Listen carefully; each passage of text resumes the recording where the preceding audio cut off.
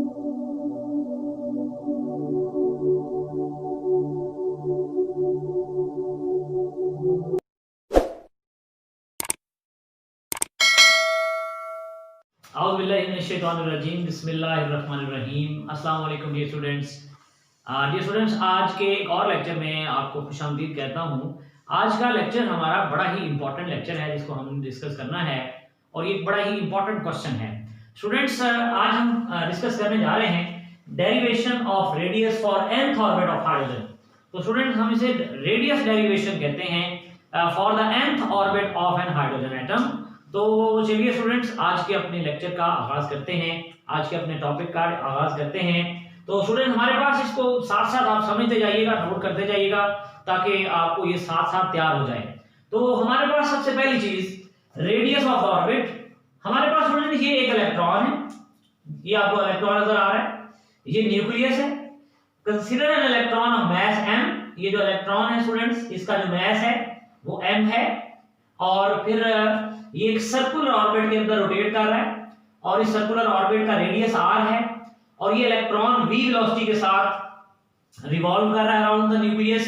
और इस न्यूक्लियस पर जो चार्ज है वो Ze पॉजिटिव है। जो Z है स्टूडेंट, ये प्रोटॉन नंबर होता है, यानी कि इस न्यूक्लियस में कितने प्रोटॉन मौजूद हैं वो प्रोटॉन नंबर को जाहिर करता है, जबकि जो E है वो स्टूडेंट चार्ज को जाहिर करता है प्रोटॉन के ऊपर। तो इसका मतलब है कि हमारे पास एक डायग्राम की सारी डिस्क्रिप्शन आ गई कि we have an electron having mass m and that is revolving around the circular orbit around the nucleus, and that nucleus has a charge Ze positive and the radius of the circular orbit is r, and this is basically Z is representing to the proton number while E is representing to the charge on a proton। तो ये student हमारे पास जो है ये हमारा पहला point है आज के डिस्कशन का। स्टूडेंट्स, इसमें दो तीन चीजें बड़ी इंपॉर्टेंट हैं। जब भी हम डिस्कस करते हैं चार्जेस के दरमियान फोर्स को तो हम कूलम्स लॉ की बात करते हैं। स्टूडेंट देखिए, बात ये है कूलम्स लॉ क्या कहता है। सबसे पहले हम इसको डिस्कस करते हैं। कूलम्स लॉ की क्या स्टेटमेंट है? कूलम्ब लॉ स्टूडेंट्स ये कहता है हमें कि basically the force between the force of attraction, यानी कि coulomb law basically attraction forces के हवाले से डिस्कशन करता है कि the force of attraction between two charge particles,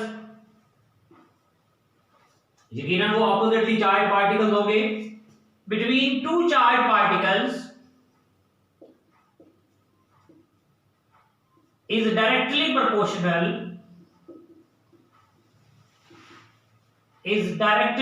proportional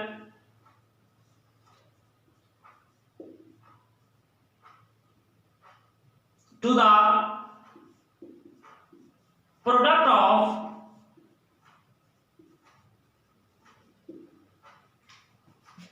of charges, या कह रहे product of magnitude of charges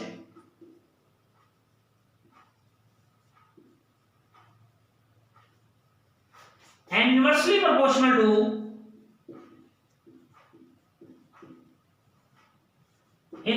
proportional to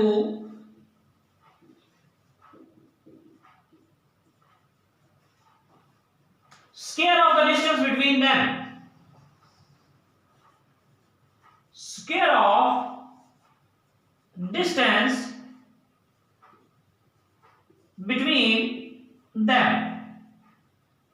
तो स्टूडेंट, हमें कूलम्ब लॉ ये कहता है बेसिकली कि जो अट्रैक्शन की फोर्स होती है वो दो चार्जेस के दरमियान या दो चार्जेस का मैग्नीट्यूड है उसके प्रोडक्ट के डायरेक्टली प्रोपोर्शनल होती है, जबकि उनके दरमियान जो डिस्टेंस है उसके इनवर्सली प्रोपोर्शनल होती है। मिसाल के तौर पर अगर मैं सपोज कर लेता हूं कि मेरे पास स्टूडेंट्स ये एक चार्ज ये Q है, इस चार्ज को मैंने Q1 कह लिया, इस पर पॉजिटिव चार्ज है और इसी तरह स्टूडेंट्स ये मेरे पास एक नेगेटिव चार्ज है, इसको मैंने Q2 कह लिया। और स्टूडेंट हमारे पास ये R जो है that is actually the distance between these two charges. तो स्टूडेंट्स कूलम्स लॉ कहता है कि यहां पर कूलम फोर्स पाई जाती है और वो कूलम फोर्स डायरेक्टली प्रोपोर्शनल होती है किसके, product of the magnitude of the charges, कि कितना बेटे क्या क्या मैग्नीट्यूड है दोनों चार्जेस के का, उसका प्रोडक्ट ले लेते हैं और हम उसे डिवाइड कर देते हैं and it is inversely proportional to the square of the distance between them. इसका मतलब ये हुआ स्टूडेंट्स, इसी तरह से हम क्या करते हैं, हम इसको फर्दर डेरिवेट अगर करें तो स्टूडेंट हमारे पास ये जो f है that is equal to 1 over 4 pi epsilon naught और स्टूडेंट Q1 Q2 और यकीनन यहां पर r स्क्वायर आ जाएगा। तो ये स्टूडेंट ये जो 1 ओवर 4 पाई एप्सिलॉन नॉट हम यूज करेंगे, ये स्टूडेंट हमारे पास क्या है, ये एक्चुअली हमारे पास कूलम्स कांस्टेंट है, इसे हम कूलम्स कांस्टेंट भी कह लेते हैं। तो ये एक्चुअली थोड़ा सा आपको बैकग्राउंड बताना कि ये जो डेरिवेशन हम करने जा रहे हैं उसमें जो फोर्स है वो कौन से लॉ के अकॉर्डिंगली हम स्टडी करते हैं। तो कूलम्स कांस्टेंट जो है स्टूडेंट हमारे पास किसके इक्वल होता है, that Coulomb's constant K is actually equal to 1 over 4 pi epsilon naught. और ये स्टूडेंट्स याद रखिएगा ये जो एप्सिलॉन नॉट है ये वैक्यूम परमिटिविटी कांस्टेंट है और इसकी वैल्यू भी हमारे पास स्पेसिफिकली पाई जाती है।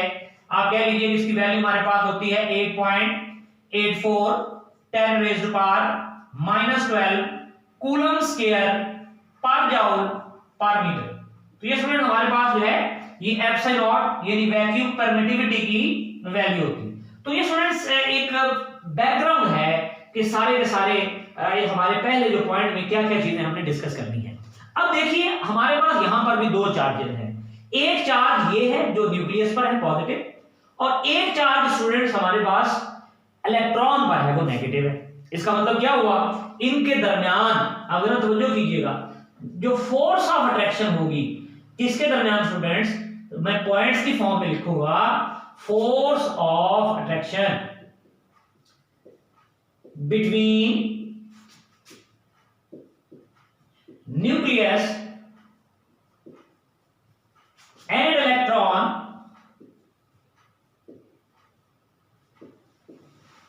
is given as, ये बेटे हमारे पास फोर्स ऑफ अट्रैक्शन जो है न्यूक्लियस और इलेक्ट्रॉन के दरमियान वो बेटे कुछ इस तरह से दी गई है। कैसे स्टूडेंट्स, हमारे पास F है that is Coulomb force and that is directly proportional to G E और फिर स्टूडेंट चार्ज जो इलेक्ट्रॉन पर है वो E है और ये इनवर्सली प्रोपोर्शनल है to the square of the distance between these two charges, एक चार्ज इलेक्ट्रॉन का और एक Ze। ये Ze Q1 E Q2 और R स्क्वायर जो है वो बेसिकली डिस्टेंस बिटवीन देम। अब स्टूडेंट देखिए जैसे कि आप जानते हैं कि F जो है that is equal to 1 over 4 pi epsilon naught और स्टूडेंट्स Ze स्क्वायर और ओवर R स्क्वायर। तो ये स्टूडेंट हमारे पास जो है ये हमारे पास फोर्स की वैल्यू आ गई, ये फोर्स की वैल्यू आ गई स्टूडेंट्स, और ये वो फोर्स है जो कि पाई जाती है किसके दरमियान, between electron and the nucleus. These are the two charge particles in the atom, कि एक इलेक्ट्रॉन जो रिवॉल्व कर रहा है और जो न्यूक्लियस सेंटर में मौजूद है वो दोनों चार्ज पार्टिकल के तौर पर हम उनको कंसीडर करते हैं और उनमें जो कूलम्स फोर्स पाई जाती है वो ये है। स्टूडेंट्स अब यहां पर एक बड़ी इंपॉर्टेंट बात, ये जो कूलम्स फोर्स है ये क्या कर रहे हैं, यहां पर ये coulomb force it is acting as a centripetal force. This force act as, ये स्टूडेंट जो फोर्स है ये यहां पर एक्ट कर रही है, कैसे, act as a centripetal force. ये फोर्स स्टूडेंट्स एक सेंट्रीपिटल फोर्स के तौर पर एक्ट कर रही है, acts as a centripetal force which helps electron to revolve in a circular orbit।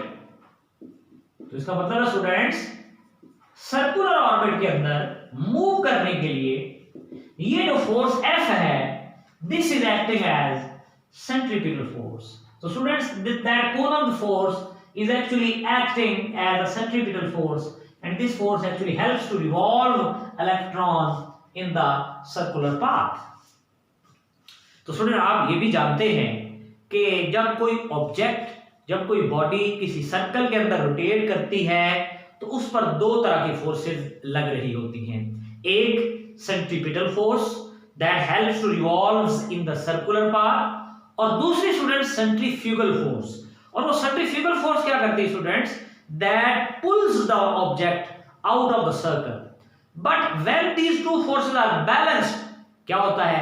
तब ऑब्जेक्ट सर्कुलर पाथ में रिवॉल्व करता रहता है. तो स्टूडेंट हम देखते हैं कि हमारे पास सेंट्रीपिटल फोर्स तो आ गई, सेंट्रीफ्यूगल फोर्स क्या है? The centrifugal force acting on electron is, तो इसको भी हम देख लेते हैं. Centrifugal force acting on electron is, तो स्टूडेंट हम सेंट्रीफ्यूगल फोर्स की भी बात कर लेते हैं कि कितनी सेंट्रीफ्यूगल फोर्स जो है वो एक इलेक्ट्रॉन पर एक्ट कर रही है. तो स्टूडेंट सेंट्रीफ्यूगल फोर्स की जो हमारे पास वैल्यू है यहाँ पर, या जो सेंट्रीफ्यूगल फोर्स ऑब्जेक्ट पर एक्ट कर रही है, वो स्टूडेंट हमारे पास बराबर होगी F will be equal to mv square over r. तो ये स्टूडेंट हमारे पास जो है mv स्क्वायर ओवर r के बराबर होती है. लेकिन बेटे बात ये है कि एज इलेक्ट्रॉन इज रिवॉल्विंग, बड़ी इंपॉर्टेंट बात तवज्जो कीजिएगा, as electron is revolving, as electron revolves uniformly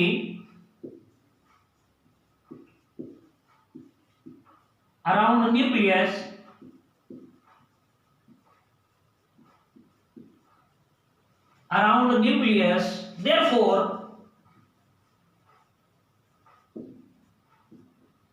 therefore centripetal force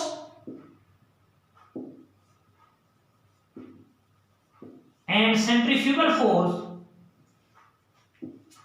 are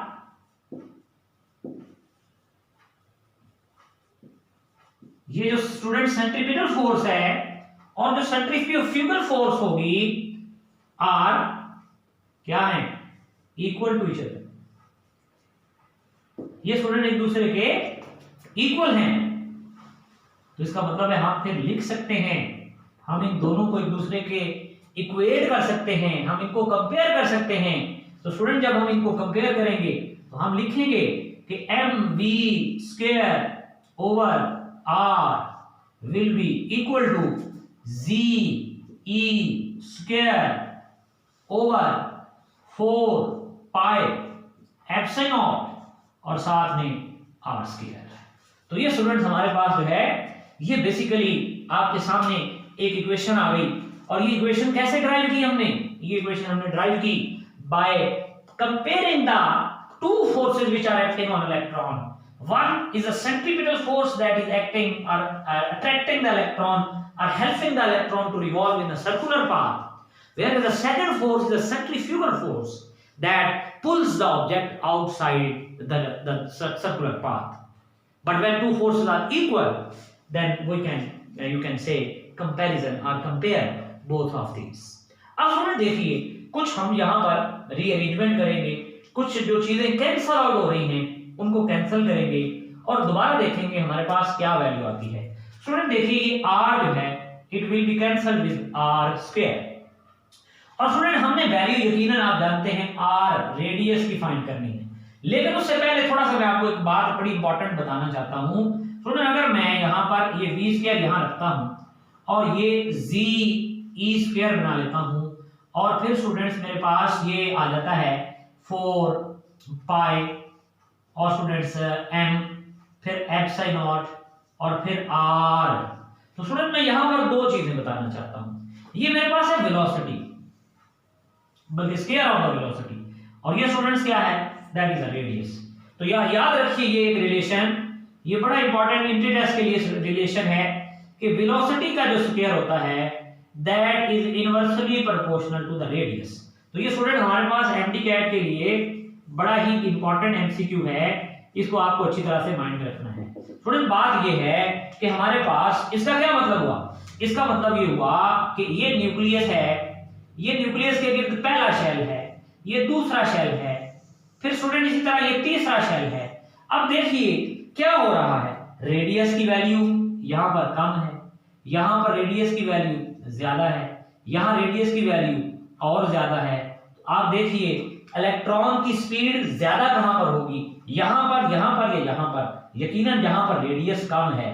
तो इसका मतलब है वो इलेक्ट्रॉन जो पहले शेल में रिवॉल्व करते हैं उनकी स्पीड सबसे ज्यादा, फिर उससे कम वो इलेक्ट्रॉन जिनकी जो दूसरे, इसका मतलब है जैसे जैसे हम इधर जा रहे हैं जो v है वो क्या कर रहा है, दैट इज डिक्रीजिंग। तो v की जो वैल्यू है स्टूडेंट्स वो डिक्रीज कर रही है with increase in the value of the radius. तो ये बात आपने लाजमी माइंड में रखनी है। तो स्टूडेंट ये हमारे पास बेसिकली ये इक्वेशन इस एमसीक्यू को क्लियर करने के लिए बनाई।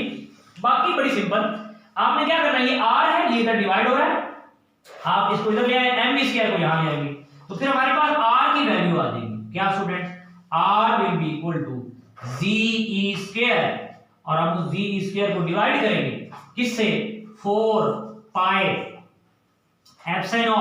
और ये r इधर आ गया, mv² इसकी जगह पर आ गया। तो ये स्टूडेंट हमारे पास r की जो है वो आपके पास r की वैल्यू आ रही है, ड्राइव हो रही है। तो इसमें z जो है वो क्या है, जैसे आपको पहले बताया, charge on the proton, proton number है, e जो है वो चार्ज ऑन प्रोटॉन है, 4 πε0 ये कांस्टेंट है, m मास ऑफ इलेक्ट्रॉन है, और r² जो है बल्कि v² जो है वो यकीनन स्टूडेंट हमारे पास क्या है, that is the velocity of an electron. तो स्टूडेंट चलिए हम इस डेरिवेशन को लेके आगे जी। तो स्टूडेंट्स देखिए हमारे पास r की जो वैल्यू हमने ड्राइव की है, r equal to ze² over 4 πε0 mv²। Student आप देखिए तो तमाम के तमाम यहाँ पर अक्सर बल्कि तमाम चीजें कांस्टेंट हैं एक्सेप्ट v के। अब ze² कांस्टेंट 4 πε0 m, लेकिन उसकी वैल्यू भी कांस्टेंट है, ओनली v यहाँ पर ऐसा एक वैल्यू है जो डिफरेंट है, यकीनन हर शेल में जो इलेक्ट्रॉन पाया जाता है उसकी वेलोसिटी डिफरेंट होती है। तो इसका मतलब है अगर ये वेलोसिटी यहाँ पर डिफरेंट क्वांटिटी ना होती तो यही r की वैल्यू थी, हमें आगे जाने की डेरिवेशन करने की जरूरत ही नहीं पड़नी थी। लेकिन अब यकीनन हमें मजीद डेरिवेट करना पड़ेगा क्योंकि स्टूडेंट हमारे पास यहाँ पर एक वेरिएबल मौजूद है, उस वेरिएबल को एक्सक्लूड करना पड़ेगा। तो चलिए स्टूडेंट्स इसके लिए फर्दर हम आगे चलते हैं डेरिवेशन को लेके। स्टूडेंट आप जानते हैं कि अकॉर्डिंग टू बोर मॉडल, जो हमने एंगुलर मोमेंटम पढ़ा था, बोहर मॉडल के मुताबिक एंगुलर मोमेंटम जो होता है students, angular momentum is equal to, हमने कहा जी किसके इक्वल है, एंगुलर मोमेंटम। तो बेटे पता चला कि ये एंगुलर मोमेंटम जो है इक्वल है mvr के, और ये mvr किसके इक्वल है, nh ओवर 2 पाई के। तो ये वैल्यू हम पहले भी डिस्कस कर चुके हैं, हमने इससे पहले लेक्चर में बात डिस्कस की है कि mvr जो है student that is nh over 2 पाई है। हमने वैल्यू फाइंड करनी है v की, वेलोसिटी की। तो स्टूडेंट v की क्या वैल्यू आ जाएगी, velocity are the value of the v will be equal to nh, और स्टूडेंट हमारे पास क्या आ जाएगा, m v r, और साथ में स्टूडेंट्स क्या आ जाएगा 2 पाई। तो ये स्टूडेंट हमारे पास वैल्यू, अब यहां पर v² चाहिए तो हम क्या करते हैं, taking square on both sides, इस इक्वेशन का स्क्वायर ले लेते हैं दोनों साइड से, स्क्वायर ऑन बोथ साइड्स। तो स्टूडेंट स्क्वायर लेने से क्या हासिल होता है हमारे पास, देखिए स्टूडेंट जब हम इसका स्क्वायर लेंगे तो हमारे पास आ जाएगा v² will be equal to n², it will be equal to m² h² over 2 का स्क्वायर होगा 4 pi² m² v,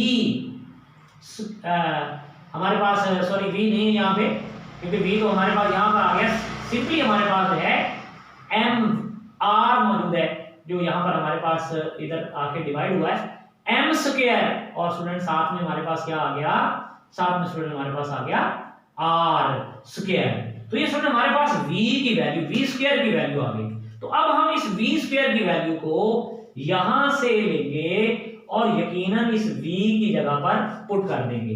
तो हम कह सकते हैं putting the value of v square, putting the value of v square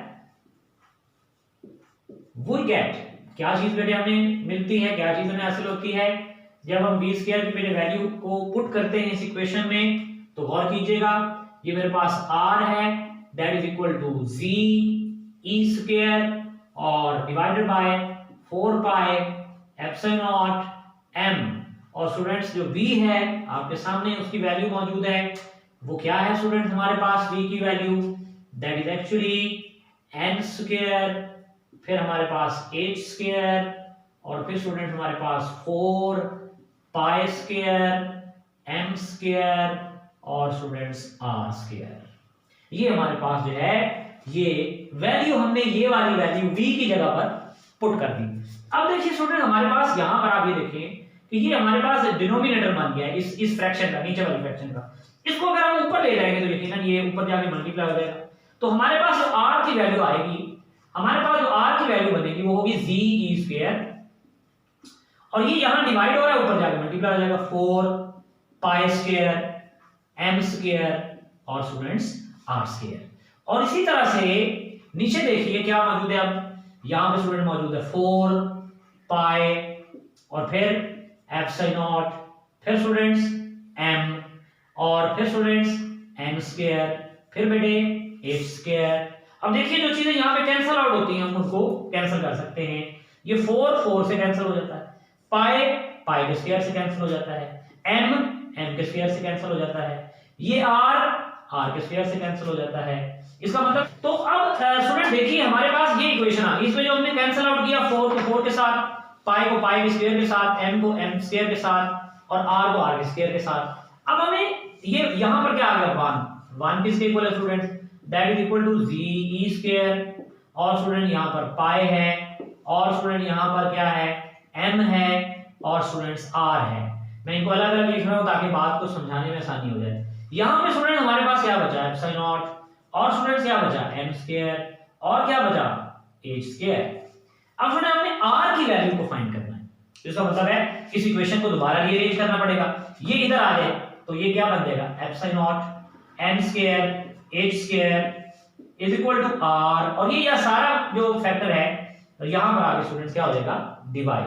तो ये स्टूडेंट हमारे पास आ जाएगा z e स्क्वायर पाई और साथ में m और फिर साथ में स्टूडेंट्स ये हमारे पास r, तो यकीनन इधर रह गया, तो ये r की वैल्यू आ गई स्टूडेंट्स हमारे पास, then r is equal to z epsilon not m square h square और साथ में student z e square pi m। अब यहां पर कुछ बड़ी अहम बातें माइंड में रखिए बेटे, जो z है फॉर हाइड्रोजन एटम, जो प्रोटॉन होता है हाइड्रोजन में वो 1 होता है। तो ये इक्वेशन क्या बन गई एप्सिलॉन नॉट फिर m स्क्वायर फिर h स्क्वायर और फिर उसे डिवाइड करेंगे इससे स्टूडेंट्स e स्क्वायर और फिर क्या बेटे पाई, फिर क्या बेटे m that is equal to r। अब स्टूडेंट देखिए बाकी तमाम तो वेरिएबल हैं, जैसे बाकी तमाम कांस्टेंट है, epsilon not constant, h square constant, e square 4 constant, pi constant, m constant. Constant क्या नहीं है स्टूडेंट, देखिए कांस्टेंट नहीं है तो वो है n स्क्वायर, और वो n स्क्वायर किसके इक्वल है that is equal to r। तो इसका मतलब है बेटे अब ये सारे के सारे कांस्टेंट हैं, जब हमने इनकी वैल्यूज पुट की तो हमारे पास एक एक्सप्रेशन आ गया, एक वैल्यू आ गई और वो 0.529 ऑंगस्ट्रम के बराबर है, 0.529 ऑंगस्ट्रम। और इसको किससे मल्टीप्लाई करेंगे students, it will be multiplied by m square and that m square is equal to r। तो ये स्टूडेंट हमारे पास जो है n की वैल्यू हम अब देखते हैं कि ये रेडियस की फाइनल हमारे पास एक्सप्रेशन आ गया कि जो रेडियस है that is equal to n square multiplied by 0.529 ऑंगस्ट्रम।